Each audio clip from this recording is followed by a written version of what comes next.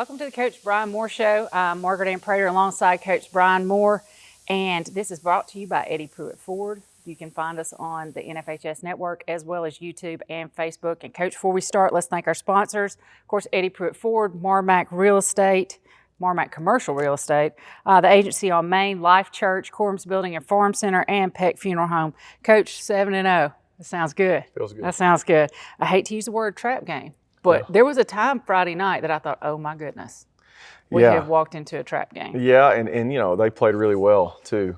Athens has some dynamic playmakers, and we saw that, especially in the first half. But we settled in and played a little faster and a little more physical in the second half, and really kept the ball away a good bit. But proud of the win. Those are not easy to come by, especially another rivalry game and another big region opponent.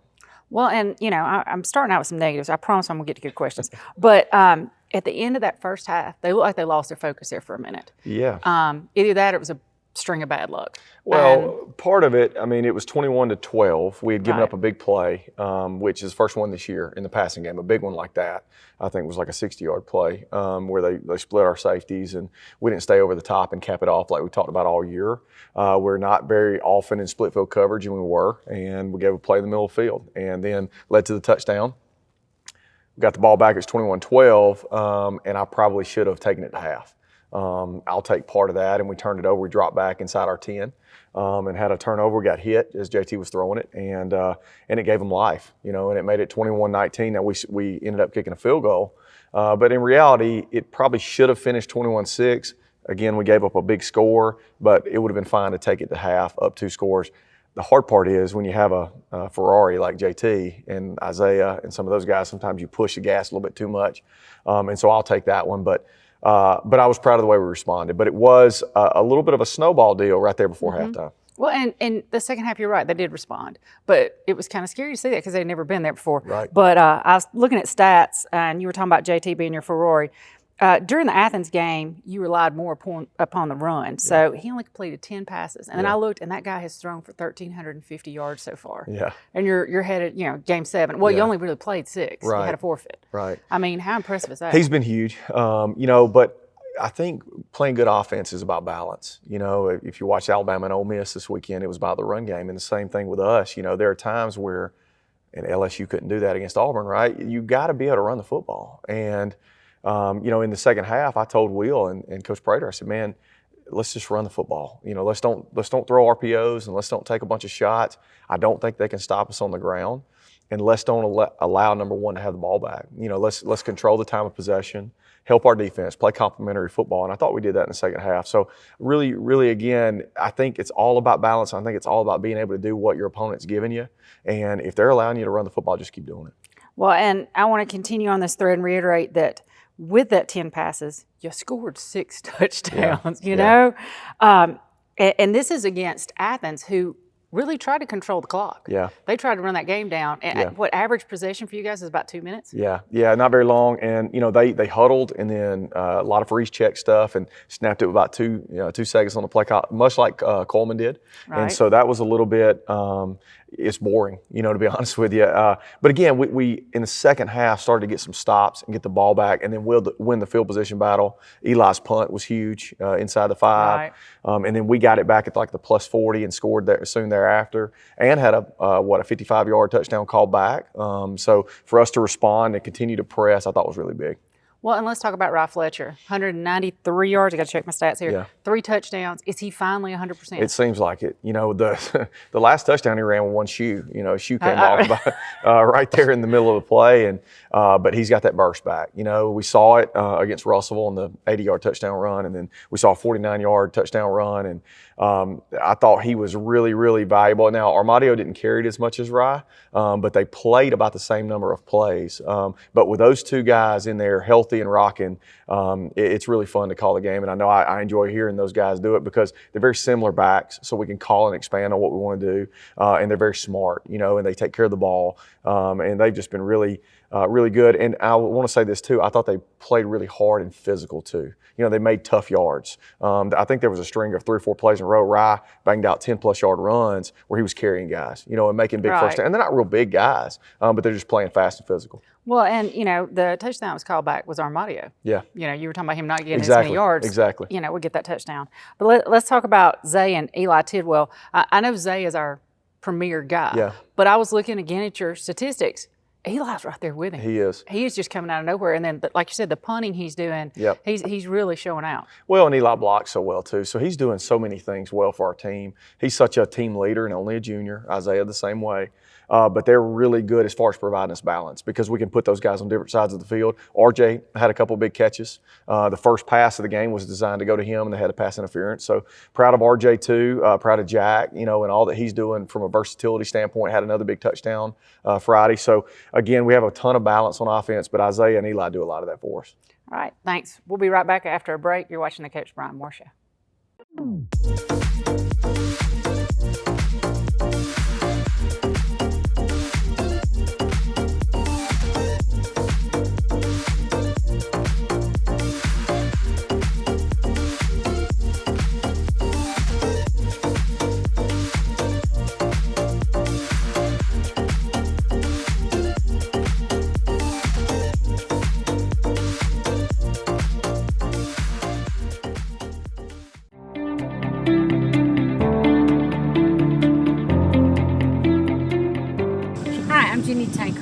I'm DeWitt Tankersley. And I'm Jane Hampton, and we're your agency on Main. Local realtors here to serve you.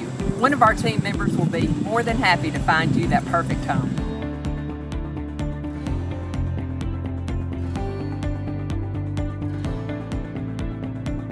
Go Tigers!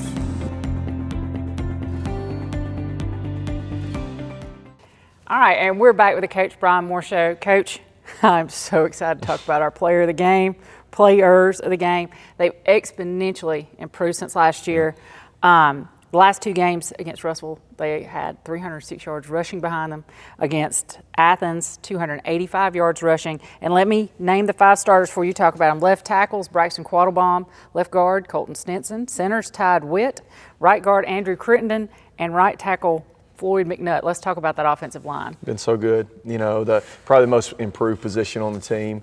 Again, last year, I've said this before in the show, that it was all about covering people up and, going to the right person and that sort of thing. And this year's about moving them and pancaking them and having 300-yard rush games, and they were frustrated, with us last week because we didn't give them the player of the game after Russell. But I thought, it was hard between Rye. We had talked about Rye being the player of the game too, but those guys just have improved so much, both in the run game and passing game. Again, not giving up a sack again Friday. I think they've given up 2 sacks on the year out of 6 ball games.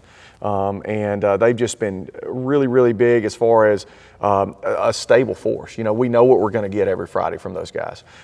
They come in and work hard every week, and they've got Coach Prater who grinds on them pretty good, during the week, but those great offensive line guys do that, and Coach Swear and what they're doing in the weight room, they're continuing to get stronger. And we had a Sunday lift, and all those guys were hitting really good numbers, and they're still pushing, and really only 2 of them are leaving us. So, we're bringing a lot back, and then on top of that, Zeke McCann is doing a really good job, and Reed Ellis, coming in there and playing that tight end role. He's a lineman, but he's got an eligible number on it and has caught a ball this year. And so I've just been really, really proud of those kids. And again, last year, man, if you go back to that first game against Austin, whoa, it was not good. It's not and it wasn't good. Their fault. They weren't ready, and they had to be thrown into the fire. But they've learned so much and grown so much from the struggle. So what has changed? We looked in the first few games, we're running 150, 175 yards. Now we're hitting 285, 300. Yeah. What did y'all change to do that, or have they just grown up and gotten better? Just kept getting better, and we wanted to kind of what we call shoot at people early in games. So take shots, and throw the ball down the field and throw RPO stuff and have balance and put the ball on the perimeter. But as games get closer, that's another thing too. We need to establish the run game to finish those games. Right. I think really starting with Coleman. at the end of the Coleman game, we established the run game really, really well. We ran it okay against Austin, ran it okay against May Jemison. Really didn't play a full game in either of those games. Right. But finishing ball games is about 2-score leads in the second half or fourth quarter, and then grinding that clock out. We've done that in most every game, and then ball security on top of that. So that's been the deal. Just kind of the story of the game and the landscape of what's going on. And as we settle into those games and know what we need to do to finish, like I mentioned, balance means that you can do either one as you need to. And the games lately have called for us finishing on the run. Well, your teams are averaging 478 yards offense per game. Have you ever had a team that averaged close to 500 yards? Probably not. I was looking, I think this team is probably the best since the 2014 Opelika team that I was a part of. And I looked at some quarterback rating stuff recently. The cool thing about Max Prep is you can go back in history and look at what those teams did. And JT is not quite as highly rated as the kid we had at Opelika, but he's throwing for more yards a game. We have more explosive plays. I think we're better at receiver, and I think we're better at offensive line of holding up and giving him time to throw the ball down the field. So it's been cool to kind of look at those two teams in relation, but 478 in a high school football game is a whole bunch. Ridiculous. Yeah, all right, and then one more offensive question. You've had a multitude of players play. And so I'm wanting you to talk about maybe an unsung hero. Is there somebody that has had a great attitude or is doing a great job blocking that doesn't show up my statistics that you think people at home need to know about? Well, I think RJ has been sort of a surprise for us this year. He caught a big touchdown against Austin and hasn't had as many touches, in the past and in the past few games. And then, I think Zeke probably too. That's dirty work in there, man. Oh, yeah. What he's doing. He's ISOing up to linebackers and he's kicking defensive ends and, he's getting hit a lot in games and hitting back, but he doesn't get a lot of the credit that he deserves. But there have been so many kids. I mean, anytime we're running the ball on the perimeter, our receivers are blocking their tails off. We mentioned that last week in the show, talking about touches help that and keeping them happy. Right. But they're very selfless. I think our whole offense is, our whole football team is, and that's why the success has happened. That's awesome. We'll be right back. You're watching the Coach Bryan Moore Show. At Marmac Commercial Real Estate, our focus is providing service second to none. If you're looking to buy commercial property, development land, income-producing properties, or a farm, call the Marmac Commercial team. We provide service second to none. You can reach us at 256-214-2196 or 214-2227, or you can find us on our website at www.marmaccommercial.com. All right, and we're back with the Coach Bryan Moore Show. This is a first for the Coach Bryan Moore Show. I'm here with our player of the game, the offensive line. They did a great job Friday night, and Coach decided that they needed to be recognized, and I completely agree. So let's go with who's here with me. I've got Braxton Quattlebaum, I've got Colton Stinson, Tide Witt, Andrew Crittenden, and Floyd McNutt. Okay, so I'm going to ask some questions, guys, and I want you guys to answer me. Okay, I know you've been campaigning for Player of the Week. You would have been the crew last week, okay? But Walker Hoyle, 2 picks, a pick 6, we had to do that. He gave you some big shoes to fill, so let's get to the tough questions. Run blocking or pass blocking? What do you prefer? My favorite? Yeah. I like pass blocking more. In games, run blocking, but Absolutely. in practice, pass blocking. In game. Okay. Who do you think is the best defense you faced so far this season? Probably our own in practice. Oh, that was a good answer. Yeah. I like that. Okay. So you give it props to your own D. That's pretty good. All right. Which one of you, I'll let y'all vote, who works harder in the weight room? Probably Q-Bomb or Simpson. Yeah, Q-Bomb. Q-Bomb is Braxton Q-Bomb. Quattlebaum with your. So the left-hand side of the line is going to be your weight room. No, I think I work hard in Stinson. You definitely don't. Yes, I do. No. Yes, I do. No. Okay, we'll give it to Q-Bomb. Okay, this is my favorite question, partially because I'm related to one of your coaches. Who gets yelled at the most? Definitely me. Stinson. Stinson or Last Tide? year was me. Yeah, last year it was Tide, and this year it's Stinson. Or well, let's not say yelled at, coached the most. Definitely me. Yeah, All right, who would you say is the most improved over last year? Tide. Me. Tide. Definitely me. Definitely. Yes. 100% Tide. Okay. Your favorite part of practice? Everybody loves the game, but what's your favorite part of practice? And you can't say going home, Floyd. All right, what is it? I like lifting the best. I don't know if that's practice, I don't but think That's okay. I definitely like pass pro. Yeah, pass pro is my Pass favorite. pro is definitely. I don't know about y'all, but I kind of like board drills. I like 2 minute. drills. I like 2 All right, minutes. explain to the people at home what you're talking about. What is pass pro? You just go one-on-one with another person on the defense, and it's good to just test what each other are capable of. And because in a game, you're not a lot one-on-one usually, so it's better to do that. All right, and what are board drills? Board drills is like 2 people line up in front of each other, and you just Coach Prater blows the whistle, and you just come off and hit each other. See Okay. who wins. A little bit of aggression there. Okay. All right, then everybody has to answer this question. We'll start with Floyd. What are you going to do after high school? Going to UNA to be a physical trainer. Awesome. I'm not sure where I'm going to college yet, but I do plan on going to college. Crittenden. I have no idea. I plan on going to college though. Your parents are so proud of you right now. I'm planning on going to play college football, or if I can't do that, I want to go whale. Okay. I don't know where I'm going to go to college yet, but I want to be a civil engineer. Awesome. Lofty expectations there. Well, guys, this has been my favorite interview so far. Y'all have done a great job, and I thank you. And we'll be right back with the Coach Bryan Moore Show. I'm Ray Lampe, Dr. Barbecue, and I'm here to tell you about the Big Green Egg, the ultimate cooking experience. The versatility of the Big Green Egg is unmatched. It delivers big results as a grill, a smoker, and even an outdoor oven. Grill burgers, kebabs, steaks at 800 degrees, slow smoke a perfect slab of ribs, and even bake a crispy pizza. When the doctor cooks, I demand the best, and that's why I cook on the Big Green Egg, the ultimate cooking experience.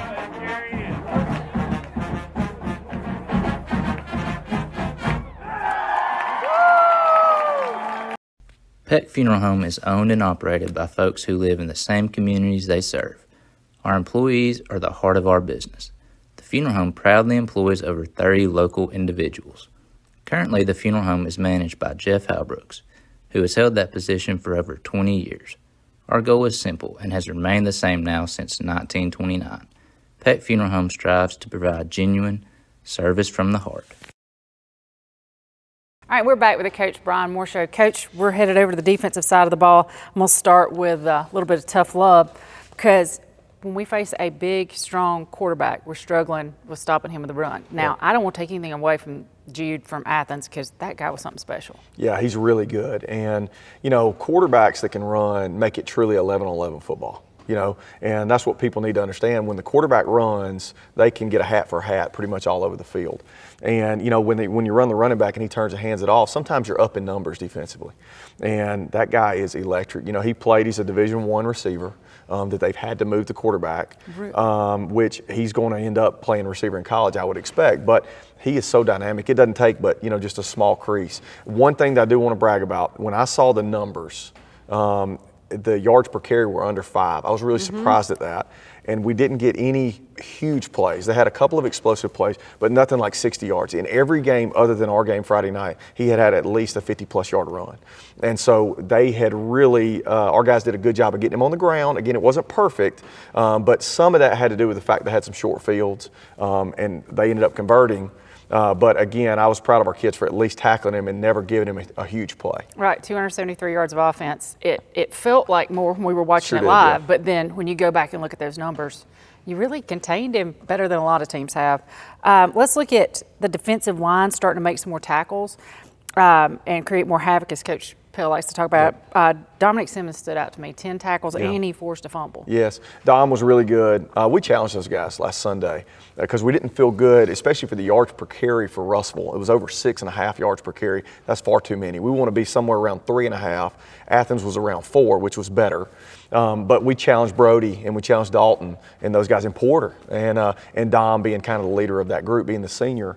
And those guys rose to the occasion, especially in the second half. There was a 15 or so play stretch. We played a really good football, forced some 3-and-outs, got some short fields for our offense, rallied up. Bull made a huge play, a big tackle, a couple tackles for loss. I thought that was really big for us, again, for our growth. And we talked about the whole time, our defense is still progressing. They're still relatively young, especially compared to our offense. And so we're seeing them kind of catch up every day. Well, and let's talk about Mookie. He was everywhere. Yep. He almost took me out on the sideline once, but it woke me up. But no, I mean, he had 16 tackles. He was everywhere. Yeah, he's been the leader. I thought he was his best Friday. I thought as far as his demeanor under the tent. So there's so much more than just the live play, right. that for the fans. There's all this kind of stuff that you're managing within a 3-hour time frame of a 17-year-old kid playing in front of, 5,000 plus people. It's a lot under there, as far as their emotions and everything that are going on. And so I think Coach Cole and Coach Fulks have done a really good job. They're kind of on the field under the tent with those guys where Coach Pale's up in the box calling it. And they've done a good job of managing those guys. And I thought Mookie was his best regarding his attitude. He's never bad, but just he was really positive, really encouraging to other guys. And I think we saw him play better because of the way he was under the tent. Well, and there's one thing, I've been standing on the sidelines, some broadcasting, things like that, and the speed of the game is different from there, from in the stands. Yeah. And these kids don't get a break. They have to adjust. And when you have a quick turnover or turnaround, well, and to echo that a little bit, we need to be a little bit better in sudden change. That's kind of one of our points of focus this week. See, we haven't put our defense in a lot of bad spots this year offensively. I think we've had maybe 3 or 4 total turnovers this year, right, in 6 games. That's not a lot. So we're not putting them in those short fields like we did Friday. And we've got to do a better job as a defense of coming off the sideline and rallying up and getting like a goal line stand, or something like that as far as an emotional deal, because it's really hard, especially quick change. See, they had scored to make it 21-12. In the first play of the next drive, we turn it over. Defense goes right back out, and the ball's like at the +8. We've got to do a better job of rallying and getting behind those guys and making sure that we know we can still get a stop. So I think that's something to learn from too, and hopefully this week that'll be better. Right. The havoc rate was down to 22%, but I think they were on the field a long time. Yeah, they were. Athens, they game planned pretty well. They did, and they did a good job of playing to their strengths. Coach Gross does a really good job as far as formationally, and they had a couple of wrinkles for us. And we misfit a couple things, especially speed option, that gave them some big first downs. But again, overall, really pleased with our play. Right, we're going to talk about next week. We'll be right back with the Coach Bryan Moore Show. Hey folks, my staff and I here at Eddie Pruitt Ford would like to thank you guys. We're in our 37th year in business, and we'd also like to thank the Hartselle Tiger football team that the preparation they put in for Coach Moore and his great staff, and especially our kids has worked so hard in the off season to get ready for another great season. Go Tigers!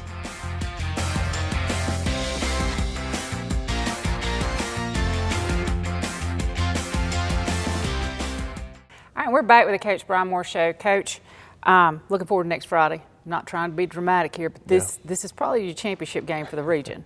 What do you tell your kids? Your kids know this. Yeah, and I never lie to them. I think especially like last year's team, some young guys, you can kind of not lie to them, but you can you don't want to overplay things like that, But with a veteran team like this, just tell them the truth, man. I mean, the truth is this doesn't necessarily decide the region championship, but it does go a long way as far as the leader in the clubhouse, Right. And so they're really good, and go in there and the environment and the facilities they have there and all that. It's just going to be fun, man. Why would why do you do this? Why do you show up in April and all the way through August and playing through that heat? It's for games like this, and for games where you can go over on the road to play a really quality team, a really tradition-rich, well-coached team, man, and just see what happens, And so as far as practice and the emotions and all, you won't have to do any of the rah-rah stuff. They know what's at stake. They know what it's going to take prep-wise to get ready for a team like this. But you know what? We played really well against them last year. And I thought we played our best game. And I thought as a program, that game was probably our turning point. I don't know what our record is from that game on, but it's really good. We've won a lot of games since that point. And I think that was a momentum thing. And I think our kids know that. But 2021 is different than 2020. And we're going to have to go play really well. Right. And I was looking at Muscle Shoals' schedule. Pro and a con, they've had 3 close games. Yeah. But they've had 3 close games that they won. Yeah. And we have not been in that situation. Right. We've been able to kind of cruise. It's something that should be, I would wonder how the guys are going to respond. Well, and specifically the Decatur game. Decatur had a real chance of winning that game at home, but Muscle Shoals found a way though. I mean, ultimately, again, our growth is from our struggle, and those guys have had those struggles, and we have too. I mean, we trailed for the first time against Athens, and the first time in the second half against Athens Friday night. Coleman game was close at the end. Decatur got to 27-21 in the fourth. Right. And so we've had some closer ones maybe than the score indicated. But yeah, they have won those games that they needed to. Right at the end with that, just barely. But okay, I was talking about, you just talked about that it was a turning point last season. Let's talk about the matchup there. if you want kind of a clone of us, Yeah. you just head over to the Shoals. Yeah, no doubt. That's what we're playing. They look very similar. You know, their makeup and their scheme too, for the most part. Again, really well coached over there. We'll have to play our best game to win it.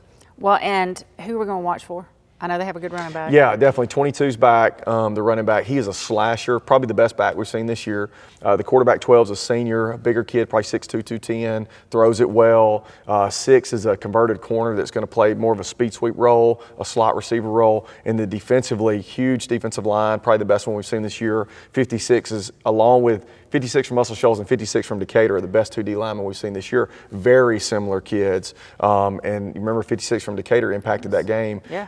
Obviously, we need a plan for that. A little different schematically than we've seen. They're even front, split field cover safeties, but really play it extremely well, have done it that way for a long time. Again, we'll need to play our best.